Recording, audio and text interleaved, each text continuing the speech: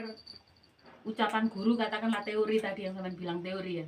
Saya mendengar satu teori tapi dipraktekkan di rumah, di pekerjaan, di jalanan. Baru itu namanya sungguh-sungguh. Kalau cuman di sini tok mendengar, di rumah lepas, di pekerjaan lepas, di jalanan lepas ya bukan sungguh-sungguh itu namanya. Yang gimana lek Kak bilang kalau praktek sih sebetulnya kalau Pak Hadi sampai harus praktek apa tuh? Wis tau? Sampun, rata-rata Mulai teko zat sifat asma afal iku wis praktek kabeh.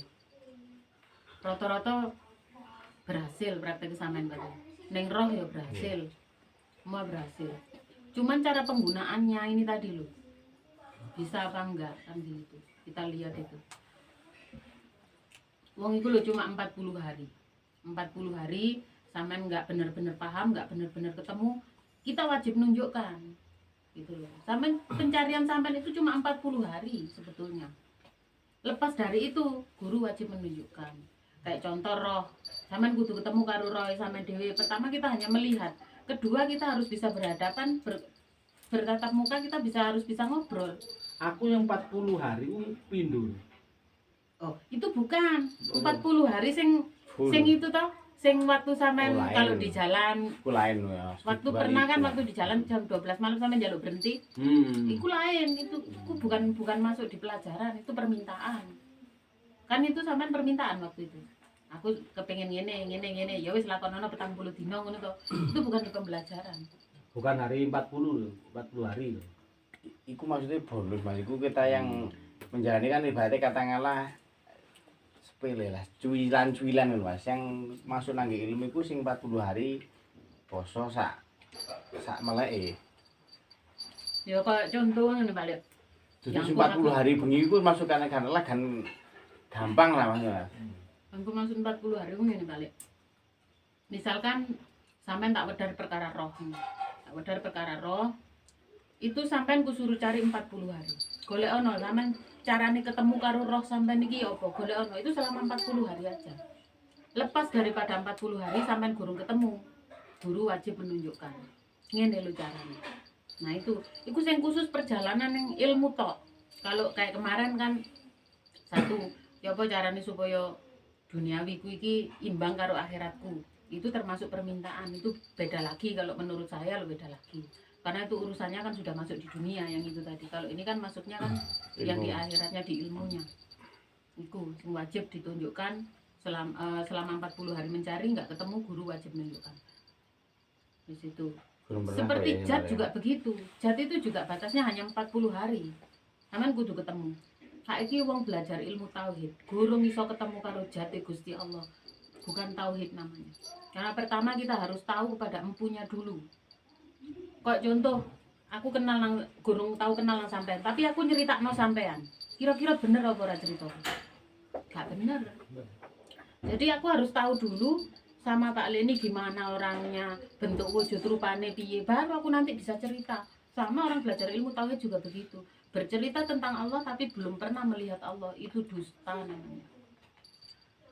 Nah, kebanyakan orang sekarang yang dikatakan Allah itu ya ini sudah, aku ini sudah, padahal bukan.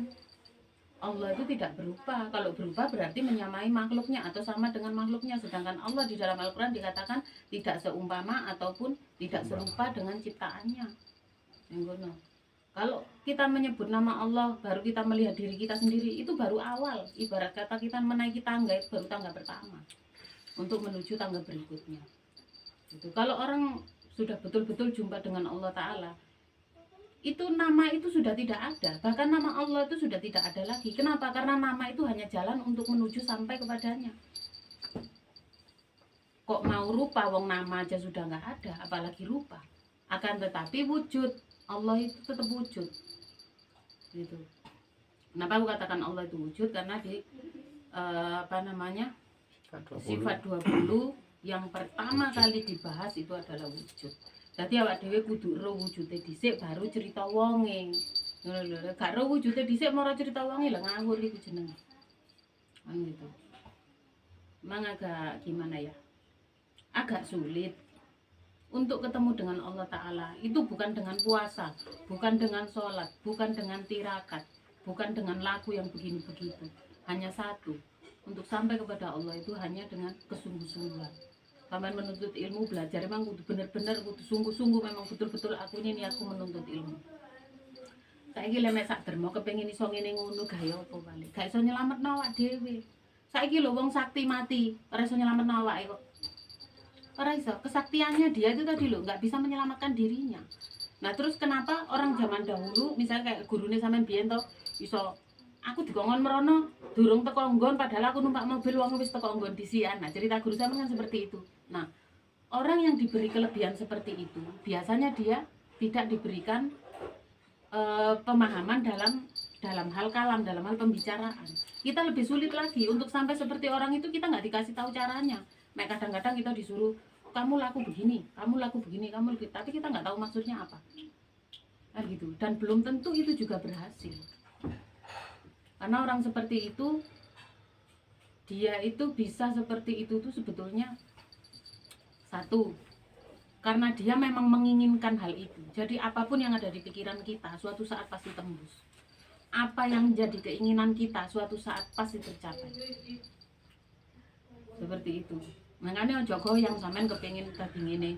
Tapi dengan cara diuji yang begini sampean kendor lagi. Aturan jangan. Justru adanya ujian itu adalah tes untuk meluluskan sampean. Saiki arek sekolah ono ujian. Arek sekolah kepengin lulus tau wong enggak kelas kan mesti ono ujian. Nah, sampean gak ada ujian yo enggak dapat apa-apa kan. Ya sebagai contoh ngene lho sing pernah kita lihat itu